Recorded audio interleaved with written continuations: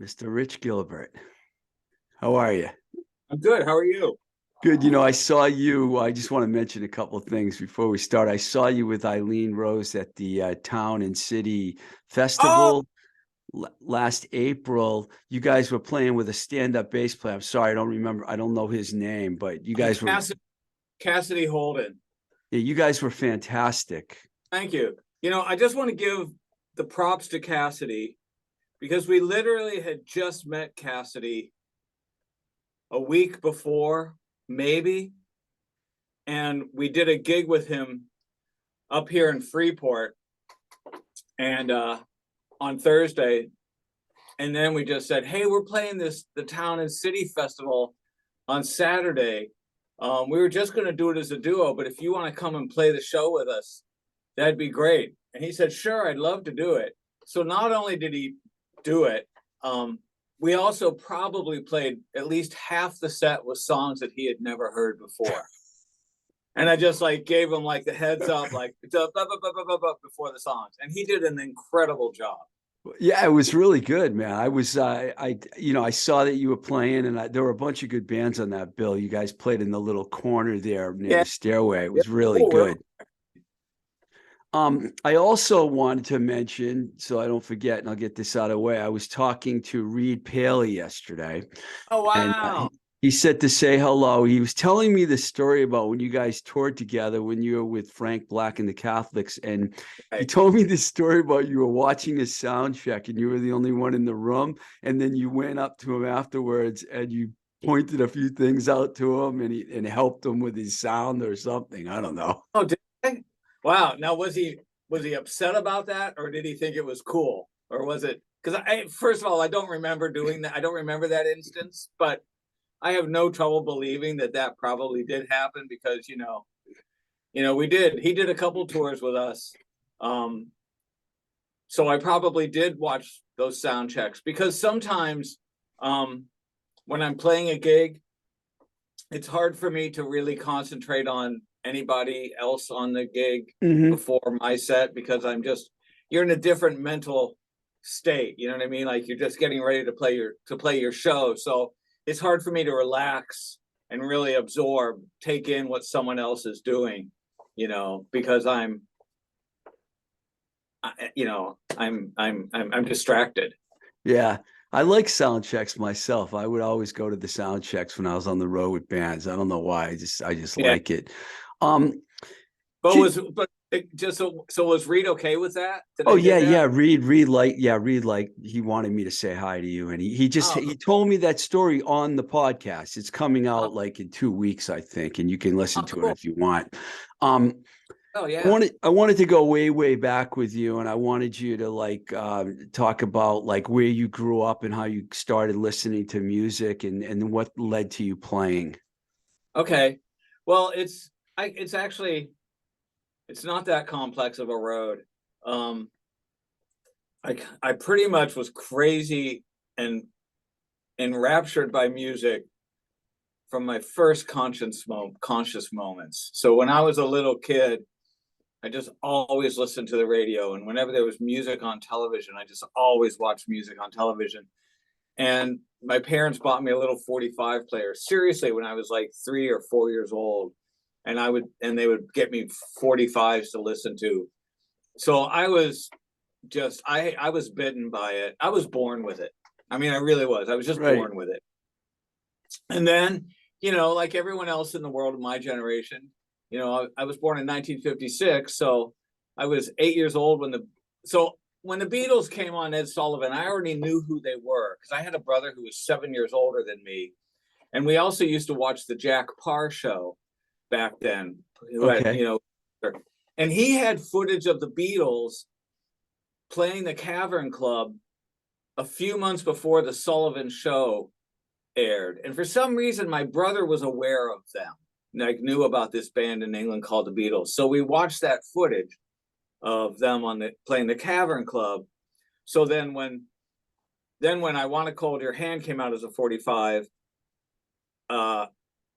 I was already into it. And so when they did the Ed Sullivan Show, I, like every other child of my generation, couldn't wait to see it. And, like that moment, it was like, that was that was the moment for so many musicians, that's just like, that's what I want to do. Right. That is my path. I want to be in a band playing rock music. Was this like in the Boston area that you grew up? Where? No, no. So I was living in, I kind of had an interesting life in that my dad worked for a steel company, J&L Steel in Pittsburgh. I was born in Pittsburgh. Wow. But then when I was like 2 or 3, we moved to Tulsa, Oklahoma, I think to be close to my grandparents, great grandparents. And then we were only there for about a year. And then we moved to Phoenix, Arizona for a couple years. But then we moved back to Pittsburgh. So I started kindergarten in Pittsburgh because then my dad, like I said, my dad worked for J&L Steel, which was a big steel company back in the 60s. People don't know it now, but they were formidable. And so I lived there until the middle of 6th grade. And then J&L Steel cut a deal with the state of Illinois to build a brand new factory in a town called Hennepin, Illinois. And it was a big, like they built a huge, like, new piece of interstate to go directly to J&L Steel so that the trucks could come in and out. And J&L Steel then transferred a lot of their employees to this town in Princeton in Illinois called Princeton, Illinois. So in the middle of 6th grade, we all transferred to Princeton, Illinois, which was a little town of like 7,000 people with 2 stoplights. And then I spent my junior high and my high school years living in a small Illinois town surrounded by cornfields and soybean fields. And then when I got out of Princeton, I loved Princeton when I first moved to it, but by high school years, it was very confining because it's a small Illinois town and it tends to lean highly conservative and all white. And I just wanted to just get out of there. Yeah. I wanted to get as far away as possible. And I didn't want to go to Chicago because Chicago, it was 2 hours away, but it still represented the Midwest to me. Right. So like either East Coast or West Coast. And there was a high school band teacher that took a shine to me when I was in high school that I became friends with. And he said, there's this school in Boston called Berklee School of Music. And I think that you'd be really happy there. And I said, well, I don't really have any formal music education other than the couple classes that I took, music theory classes I took in high school. And he said, well, I'll write you a letter of recommendation. And he wrote the letter and I got in. And then I moved to Boston. I'd never been to Boston. I didn't know a single person in Boston. My mom drove with me and then dropped me off on the corner of Mass Ave and Boylston Street and drove over.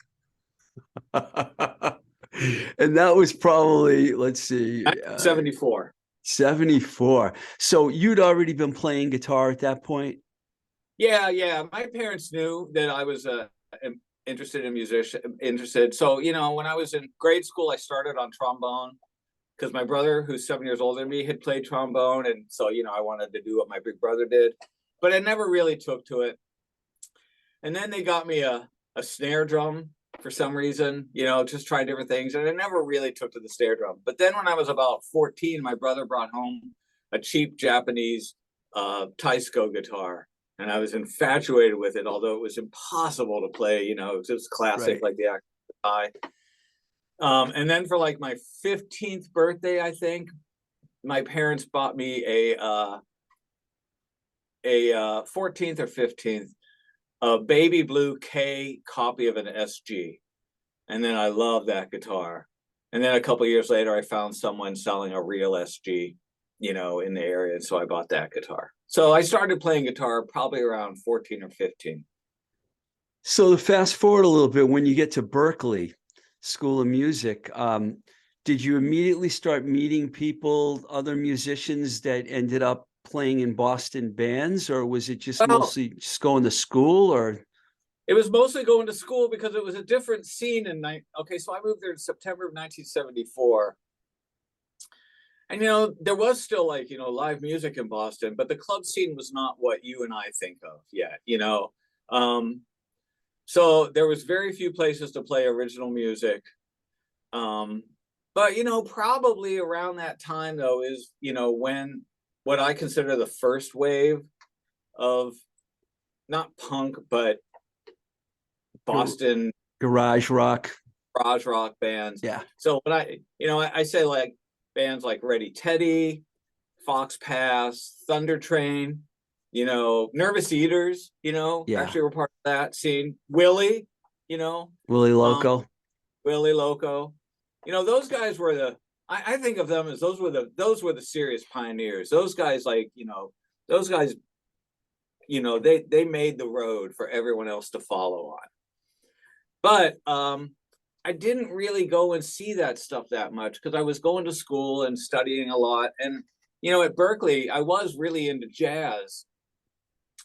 So I was going out to see a lot of jazz because the drinking age was 18 when I moved to Boston. Mm-hmm. So I could go to see anything. And Paul's Mall and Jazz Workshop were open up on Boylston Street. So, I would go and see like Ross on Roland Kirk and Miles Davis and Gato Barbieri and Mingus and Pat Metheny with Job Pistorius on bass and Oregon and Jan Hammer. And it was just like, there was such a plethora of great music to go see. So I was seeing that, but also I would also then go see concerts at the Orpheum and the Music Hall, and every once in a while at the Garden. But I didn't really like going to the Garden as much because it was big and rough and, sounded bad. Although the Who show that I saw there was amazing, but with Keith Moon still drumming with. So that, when I was in Berkeley, I definitely was drifting that way towards more adventuresome jazz, or rock music but at the same time, I still had the foot in I had a couple friends at Berkeley that were also like not fully in the jazz world and also liked things that were challenging rock music wise. Like I had a friend called Larry Hatchett, and we both used to sit in the dorm room and listen to the Nico album, The End. And all the Berkeley kids just thought it was fucking noise. They couldn't understand it, So I definitely had that. I was just drawn to music that I thought was like really outside of boundaries. Were you in any other bands before the Human Sexual Response, or was that your first band? Because that's not that far after that, 78. That's only 4 years after you got to Boston. Well, actually, okay, so here's what happened. So I went to Berkeley for 3 years, and I was a composition major because I changed my major from guitar player to composition in my first semester because I didn't really like the approach they had for guitar. I thought it was restrictive. So I switched to composition, which ended up I love because you really learn how music can be put together in different ways. And you learn basically how music is made. And I loved that. But I went for 3 years, and my fourth year, I wasn't really excited about it because the classes that I was required to take just didn't look very interesting to me. And it's that whole thing too. It's like, you've been going to school for how many years now in a row, and you're just sick of another year of school. And I was looking at the Berkeley Alumni Board. They had a board there in the main building of all the famous alumni and the years that they had gone there, or the semesters that they had gone there. And I was looking at the board, and I very quickly realized that probably 85% or 90% of the famous alumni only went from like 1 semester to 6 semesters. Hardly any of them graduated. And I took that as a sign, like, the secret is not to get that degree. The secret is to absorb and then get out. So I decided I was going to take a year off. And my mom wasn't crazy about that, but she also was always very supportive of my decisions, because she always raised me with the concept of like, you make your own decisions, but you're responsible for your own decisions, but I'll always support you. I had a fantastic mom. And so I decided to take a year off, and then I was just looking around in a used record store. It was the one across from the Prudential on Boylston Street. And there was a sign there for 4 singers looking for musicians. And they had a list of bands. I still have I still have the flyer in a box. And they had a list of influences, and the list of influences were amazing. They were all over the place. It was just crazy, interesting list of influences. And the one that I really stuck out to me was one of the lines said MC and Jackson 5. And it's perfect. So I called them, and it was the Deanie, Law, Wendell, and Casey from Human Sexual Response, who had been playing around but didn't really have a band that they were happy with. They were using other musicians, so they were looking for new musicians. So I met them, and we just clicked right away, and I just became part of the band. And they already had a bass player, our original bass player, Rolf, but we needed a drummer. And then Malcolm came along very soon after, because he lived up the street from some of them. But so that's the long story of how I became a Human. The short story is, yes, I'm incredibly lucky in that was my first band. So I learned how to play in a band while I was playing in the Humans. Did the band really get a lot of attention really quickly? Because it seemed like Yeah. a lot happened in a short period of time. Yeah. We played a party. Our first show was a backyard party on Dell Ave in Mission Hill, where some of them were living. And it went over, we played like 6 songs or something, and it just went over great. And we just knew we had something. And then, so back then, so at this point now, you really didn't have a lot of places to play in Boston. You had the club in Central Square, you had the Rat in Kenmore, but the Rat was tough to get into. And you had Cantones down in the financial district. Right. So we got into Cantones, and just immediately the audience there embraced us and loved us. And we very quickly started headlining the weekends at Cantones. You know, we did some shows at the club. And it just kind of just blew up really fast. Like we kind of like, it just went like that, you know. We were fortunate. Did you go on tour a lot? We did once the records came out. Once we, you know, put out Figure 14. Right. I don't want to say a lot.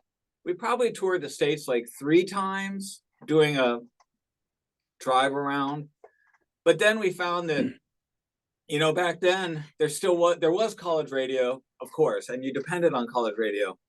But you could do well in certain areas of the country, and then other areas of the country, you still hadn't made an impact. So we did great in Atlanta. The radio station in Atlanta used to play us a lot. So we would drive down and play like weekends at this great club called the 688. Was it Jackie Onassis that was at the track that they were playing mostly? Jackie Onassis, but also What Does Sex Mean? Yeah. Those on the first album. Right. Those were the big hits. But Guardian Angel was also pretty popular, you know. But we got a lot of airplay in LA on K-Rock. Nice. Yeah, exactly, which was a good thing. So K-Rock really supported us. So we started then, actually, like more than once, we flew to LA just to play a couple LA shows, and those were always great, you know. Was it Rodney on the Rock that was playing you guys? You know, I don't think it was Rodney. I mean, Rodney, I met him, but I don't remember him being he didn't necessarily bond with us the way that you hear about him bonding with other bands. Right. We didn't have that relationship with him, but we met him. I don't remember who the disc jockeys were, but basically K-Rock loved us. So we would go, and they'd put us on the air and interview us. And, you know, they sponsored a few shows that were, you know, pretty big deal at the time, you know. So, you know, we did good. And we always had Boston and Providence, you know, not always had, but we developed, you know, Boston and Providence. And our booking agency was a company called Pretty Polly. Oh yeah. And Howie Cusack, right? And Gary Habib. And right. Gary went on to become the manager of the Replacements and other things. And Pretty Polly, they were the main, they had all the college, they booked all the colleges in New England. So there was a couple of years where Human Sexual Response was the #1 college playing band in New England. So we did a lot of college gigs. I believe it. Yeah, which was awesome because the crowd loved it. You know what I mean? They got us. You know. So yeah, so that's how it was. So it's like we never really got. You know, we would do great, for instance, in Los Angeles, but then drive up to San Francisco, and surprisingly, the reaction would just be kind of tepid. You know, we do killer in New York. We used to go to New York all the time and play Hurrah, which was the first rock disco, because we became friends with Jim. I'm blanking on his name. Anyway, we used to go to Hurrah and play it all the time, but then we'd go to Philadelphia and it would just be like, you know. I'm going to move along quickly because you have an incredible resume, but it was only 4 years, really, right? Well, yes. I met the band and started playing with them summer of '77, and we broke up probably late spring of, I think it was late spring. I mean, maybe it went into the fall of '82. Was there a particular reason? 5 years. Yeah, was there a particular reason why the band just called it quits, or? It's the same reason. Yeah, I mean, it's just, you know, it's like we're young, you know, we're kind of on a rocket ship, you know, success is sort of there, but it's also not really there, but it is, and we're doing really well. And then, you know, there's 7 people in the band, 7 distinct personalities, and you know, this person thinks we should do this, and this person thinks maybe we should go in this direction, and then these 2 people are like, well, and I don't like either one of those directions, and it really was just like it came down to just basic human conflicts that have since resolved. You know, now that we're older, those conflicts are not. I mean, we were able to get back together, you know, for a couple of reunion shows, and it was great and very moving moment for all of us. And we all realized what a special thing we were. And I will always think of everyone in Human Sexual Response as a family for me, because they were then, and I love them all, and I'm never gonna not have. I mean, Human Sexual Response changed my life. Yeah. And I think that everybody in that band has that feeling as well.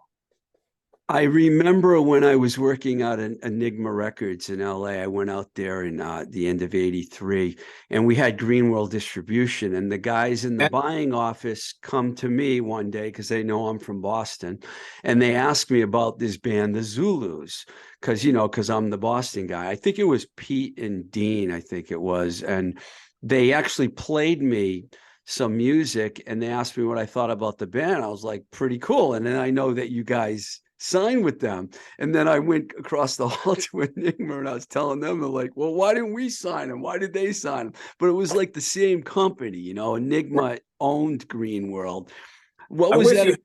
Us though, because Green World went out of business. Yeah, I know. When Enigma and Green World split up, I went, you know, I was with the Enigma side, and I was a sad situation, but that was still a really good record. Oh, thank you. Yeah. Well, that came out of nowhere. I mean, here's just I don't want to bore everybody, but, and you can edit this in any way you want, but, basically what happened was when the Humans were going to break up, I didn't really want to see it happen, but I also understood that it was happening. And I said to Larry, if you're going to leave the band, then I don't want to be in a band without you. So you and I continue to work together and form another band. Because the way we would write the songs with the Humans is Larry generally, and this isn't 100%, but this is overall, Larry would write the lyrics and come up with a melody. And then he and I would get together and work out the music to it, to figure out the chords and how the song would go. And then we would also sometimes do that with Chris and Malcolm playing along with us, although that became more standard with the Zulus. So we would work out the music. So we were really doing a lot of the songwriting, creative work together. And then we would bring the singers in and work out the arrangements and work out all the parts and who's singing this song. Everybody had a hand, but Larry and I were like planting the seeds for the most part. So then when Larry and I said, well, let's make a band together, then I had the idea of like, well, why don't we just ask Malcolm and Chris if they want to be in the new band with us, and we'll just be in a new thing. Which was a terrible PR decision because it made it look like we kicked the singers out of the band and kept the band going. But that's not really what the situation was. So we started off as Wild Kingdom. Yeah, I remember that. You get sued, right? Sued by Mutual of Omaha, so we had to change. But basically what happened is once Wild Kingdom started playing, we changed the sound of the band anyway because it was just more now like a power trio with a singer. So the band got more aggressive and hard rocking in its approach, which I think it was kind of going in that direction anyway. So overnight, I mean, within months, most people that love the Humans hated Wild Kingdom. And most people that were going to like Wild Kingdom weren't coming to see us because they hated the Humans. So we went from like this, high level Boston band to not being able to get a gig anywhere. Wow. I mean, it was dire. I mean, it was extreme. Like, we'd play the Rat and nobody came, and I was like, the Rat's not booking us. And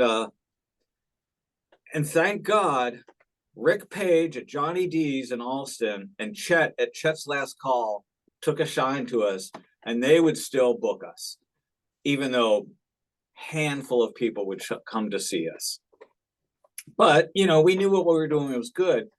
So we still went into the recording studio at Radio Beat, and so then what happened was, Chris, the bass player, decided he's getting out of music. He's going to go and get his law degree and become a lawyer.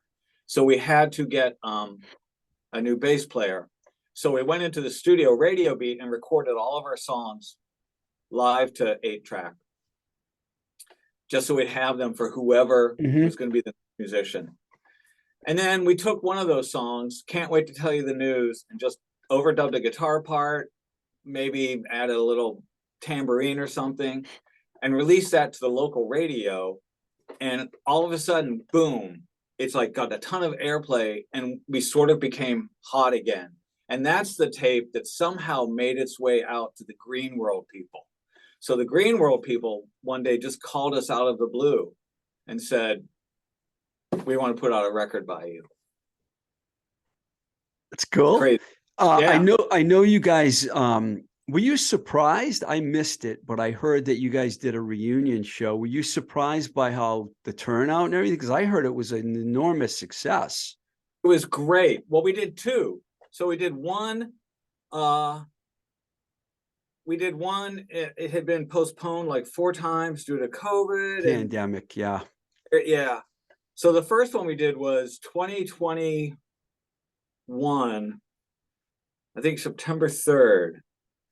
And it was sold out, but not everybody came because they were still concerned about being in a packed room. But it was great. And it was so exciting that we decided to do another one. So we did a second reunion show at the Paradise May of 2022. But the same thing happened there in that the pandemic was still not entirely behind us. So a lot of people bought tickets, but some people still chose not to come because of COVID. And then actually the day after the show, I woke up with COVID. Jeez. And then I had to text everyone I talked to or send a message out to everyone I talked to. It's like, I woke up the next day with a scratchy throat, and I thought, no, and I'm boosted and everything. Yeah. And the double things came up. So I'm like, I got the COVID. And then I had to tell everybody, and probably 75% of the people I talked to also ended up testing positive. But yeah, we all got it, man. We all got it. But the one thing I'd say that's really cool is when we decided to do the second show, we also decided to make a new record of all new material so that we wouldn't just be a nostalgia band. So Larry and I got back together and started writing songs. And then, we sent the demo tapes to Malcolm, who's living on the Cape, and Rich Cortez, our bass player, is living in Italy. And we sent them to him. And then we got Malcolm, and we made another record. So we had a new record to sell at the show. It's right Nice. here. Right there. Outer Space. Yeah, I heard about it. It's awesome. It's great. I'll get you one. It's going to come out streaming this year. I just haven't worked out the details yet. But it's a good record, and I think it doesn't sound like the same old, same old. It still sounds like the Zulus, but it sounds like the Zulus, but it doesn't sound stuck in time. Forgive me for only picking out a few of your projects here and there, because your list is just enormously long. And, the Concussion Ensemble was like a very interesting project. Everyone talked about them, but I have to ask you about this.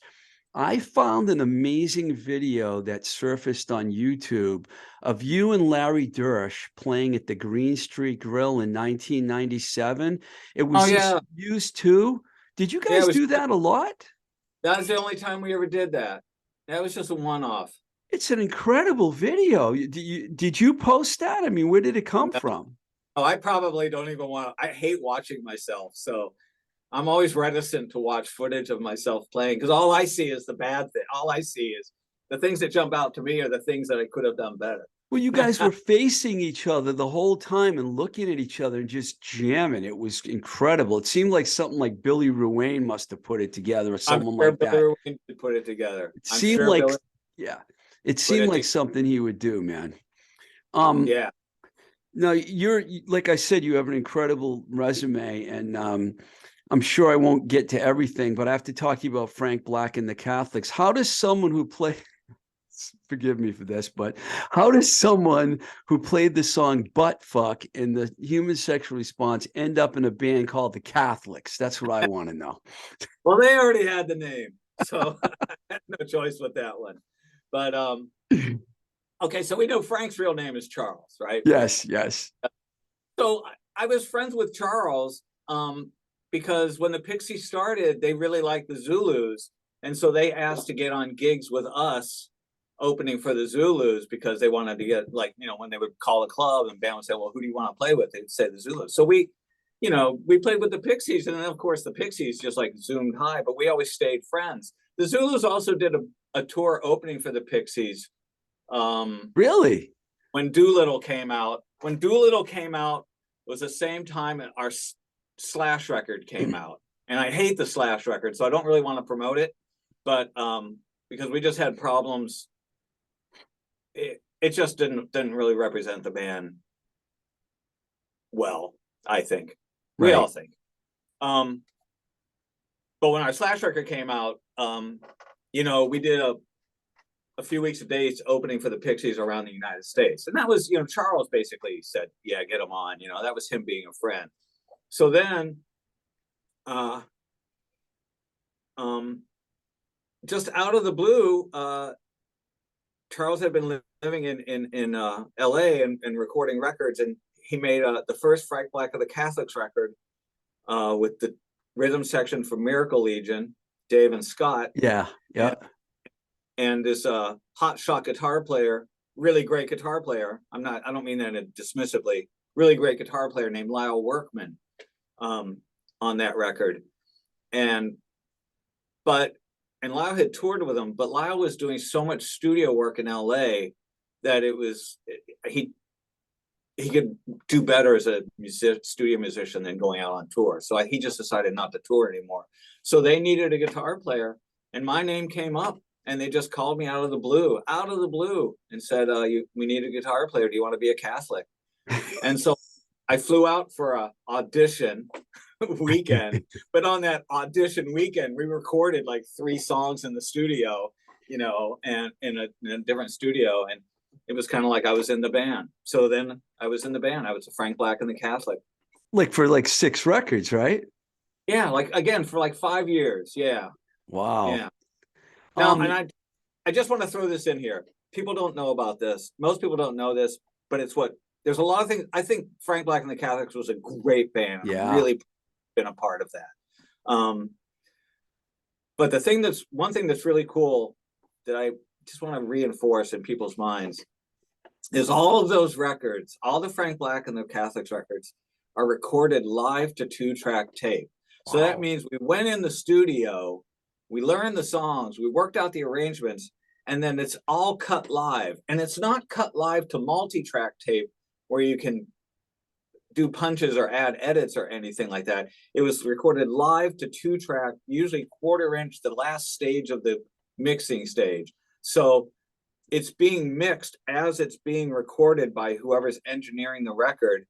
And that to me is an astounding thing, because most bands just wouldn't even do that anymore. So all those performances are as they happened in the studio with no punch-ins and no edits.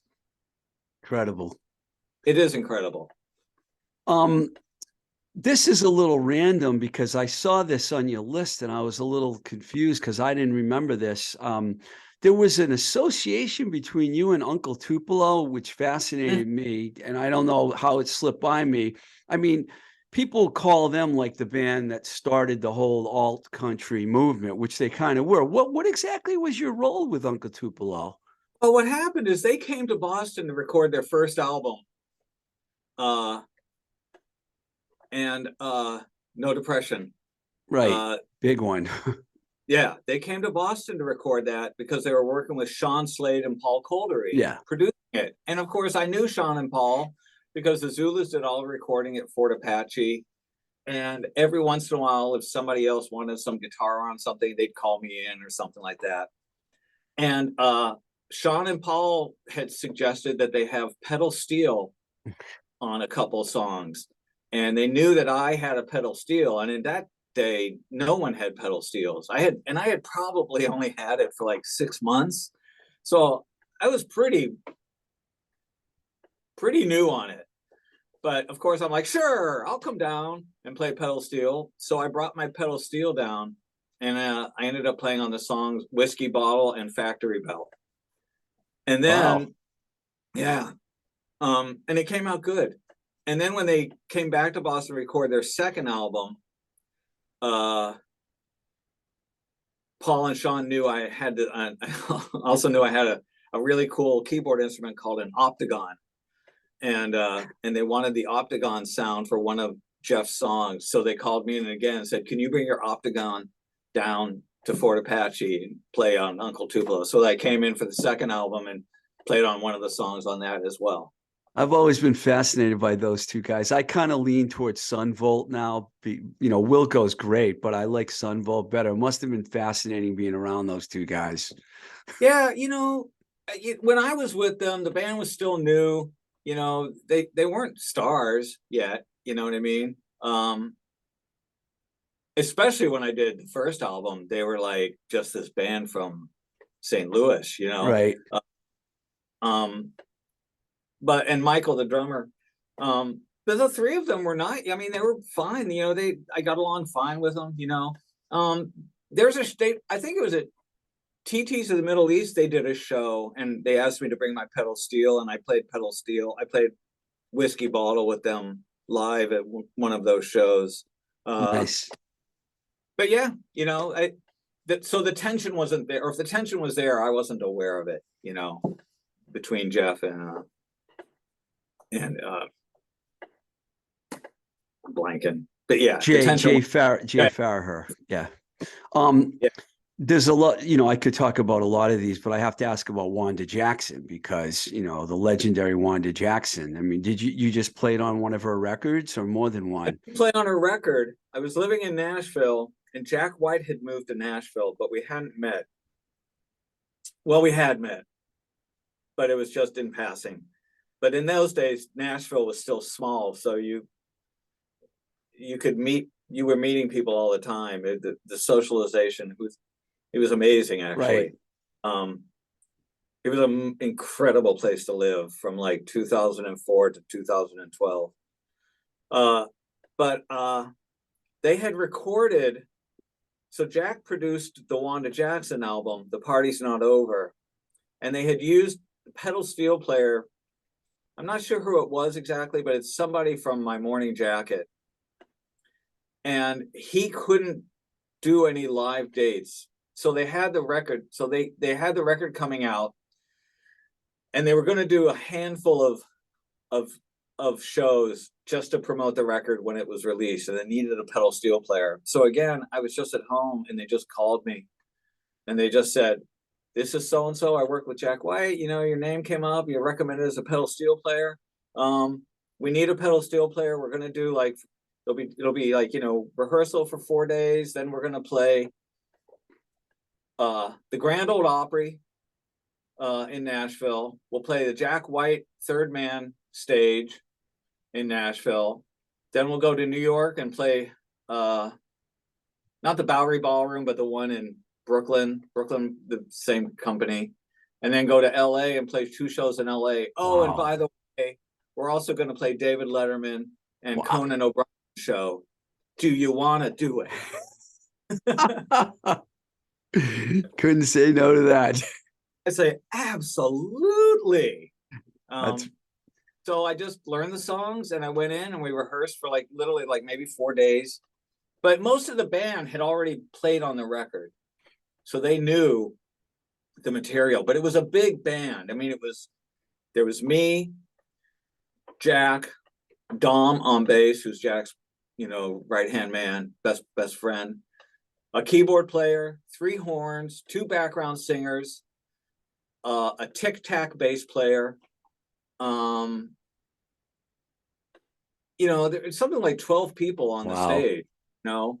So it was it had a limited time frame, and I'm guessing None Such Records was funding it. Somebody was funding it, because just the expense of putting something like that out on the road, I'm assuming it had to be really high.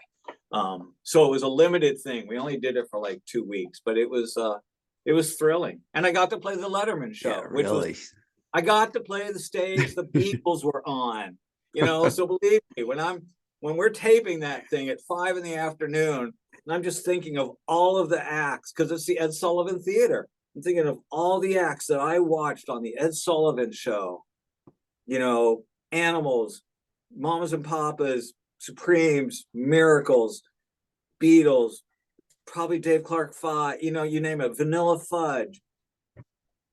And I'm sitting there on that stage. That was one of those, like, I just couldn't believe my luck moments. Like, that's like, you know, the David Byrne, how did I get here? That's fantastic. You know, I could ask you about the Lemonheads, Juliana Hatfield, Tanya Donnelly, Steve Wynn, and I could go on, but I want to talk to you before you go about Eileen Rose, because you've done 7 records with Eileen. It's probably the longest act you've actually worked with, right? You and Eileen. And we're married. And you married. Then you better not leave the band. No, but I mean, Eileen, I remember when she was first starting out, you know, I mean, a while back, and you guys have made 7 records together. Talk about that a little bit. Oh, I know. Well, I mean, really what happened was, I was again, it's like phone calls out of the blue. I had met Eileen when she lived in Boston, way back when she had a band called Daisy Chain. Yeah. I remember Daisy Chain, and I guess she really stood out in my mind. And then she moved to London and had a band there called Fledgling, which was a great band. Yeah, really good. And then, but then Fledgling broke up, and then she decided to just become a solo artist. But she got signed by Rough Trade and started to do really well. And I was on tour with Tanya Donnelly in the early 2000s or late 1990s, and I had a Friday night off in London, and I was looking at Time Out magazine, and there was an article about Eileen Rose. And I was like, I remember Eileen Rose. And it's like, wow, she's doing really well. And she's playing the Borderline tonight. So I went to the Borderline to see her show, and she was fantastic. But I didn't say anything to her because I didn't know she'd remember me. Fast forward 5 years, she's moved back to Boston. I'm living in Nashville. And she sends me a message on MySpace saying, MySpace. I've got a tour coming in up in April. I need a guitar player for it. I know you probably don't remember me or know who I am, but I've always loved your guitar playing. I've been a fan. Would you be interested in doing the tour? And it was in Europe. And I was like, yeah, I'd love to do it.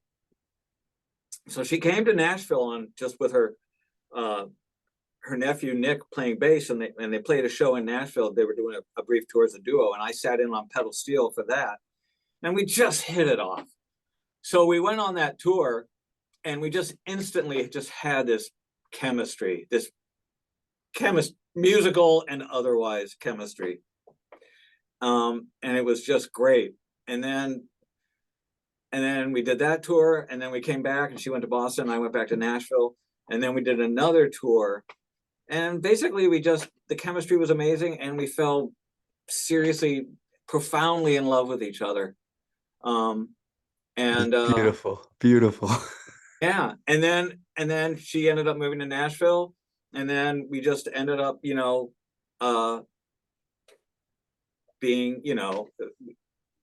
being a couple. And then just on a side note, so then we were making Eileen Rose and the Holy Wreck records because we just hit it. I kind of don't even think myself as just me now. It's like, I really am like, it's like I'm a we. It's like we do everything together. We're inseparable. She is what you want. My relationship with Eileen is what people want to have in relationships. We're both very lucky. We can't believe that we found each other. She's upstairs right now writing songs for her new record. We're going to Italy in 2 weeks to make a new Eileen Rose record using only Italian musicians, plus Chris McLaughlin from the Zulus and the Humans on bass. Anyway, so we were living in Nashville, and we were going overseas to tour to do Eileen Rose shows, and she had the idea. There's a street in Nashville called Lower Broad, which is at the time, now it's like 49 bars, but at the time it was like a dozen honky tonks, and it was all country music. And I played there a lot with other bands. And she said, we should put together our own country band. So when we're not on tour, we just have gigs on Lower Broad, and then we go on tour, and we have, to keep that busy. I was like, perfect idea. So we put together this country band called the Silver Threads. And again, it just took off. Like, we just did great on Lower Nashville, and we just played, like, for the most part, classic old school 50s, 60s, some 70s country music. And that really did really well. And we loved doing it because we put our own spin on it, of course. So we actually made like 5 Silver Threads records, as well as all the Eileen Rose records. So I didn't realize you guys had that many records. Wow. There's 5 Silver Threads records because we would sell shows, because people were still buying CDs, and we just go in every twice a year and just like cut like 12 more songs and have a new record to sell. So do you guys plan on hitting the road soon? Like you said, you go. Yes, because in the last August, we went to Italy for 3 weeks. Right. We have a good friend who's been booking us, and Eileen's always had a good audience, fan base in Italy. And we did great. The shows went great in Italy. So then we actually went back in October for 10 days and did a bunch more shows and played this big songwriter festival called Tenco in San Remo. And that went really well.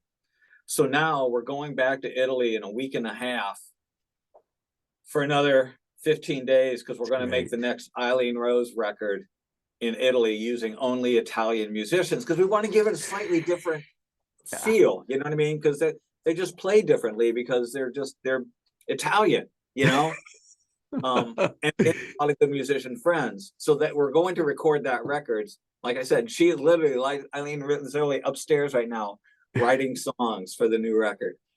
And then we're going back to Italy in May when the record comes out, and we'll probably do Italy, the Netherlands, because we have a good audience base and a booking agent in the Netherlands, and then the UK as well.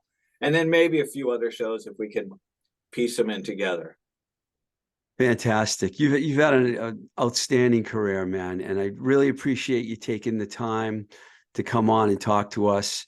And good luck with Eileen. I mean, you guys are Yeah. great. I loved when I saw you guys. You guys were fantastic. I thoroughly enjoyed it. Well, And you know, we have this. I mean, I have it with Larry too. It's like we just have this chemistry, you know, that it's like we're in each other's brain. We know what we know what each one is going to do before they do it. You know what I mean? And we know that if something goes, if one of us slightly slips off the tracks, the other one's got it. Like I'm so, I can't believe how lucky I am to have this relationship. It's fantastic. it's legendary. There you go. Well, she came up with that name too, and I said really good. Let me just break this real quick. When we were doing your Eileen Rose tour, you used to, the label or whoever would send out a press release to the different writers in different cities of where we were coming to play, just to give them a background. And on this one tour, you know, Eileen was like writing, like, you know, I'm coming back, I'm promoting this record, blah, blah, blah, blah. And on guitar, you know, she put in the paragraph, on the guitar, it's the legendary Rich Gilbert, known in Boston for these bands, blah, blah, blah, blah, blah, blah. So we started going to these different cities. And because some of the music writers were kind of lazy, rather than writing their own copy, they were just basically cutting and pasting from the PR release. So all these cities, they were like, and on guitar, it's the legendary Rich Gilbert, blah, blah, blah, blah. And then coming in, it's like, and on guitar, it's the legendary Rich Gilbert. And it's like, I'm taking it. I'm taking it. So that's when I changed my stage name to the legendary Rich Gilbert. But it works. I mean, some people think I'm being a little arrogant. I love it. Humorous. And the website's the legendary richgilbert.com, right? Yeah. I think but you I'm got telling it. you, the thing about it, when I put the legendary Rich Gilbert before my name, legendary, people remember my name more than if it's just Rich Gilbert. Rich Gilbert sounds like the guy that's doing your taxes. Thanks a lot, man. I appreciate the time. Sure, man. All right. Okay. Thanks, Steve. Hey, let me know when this is going to air. Absolutely.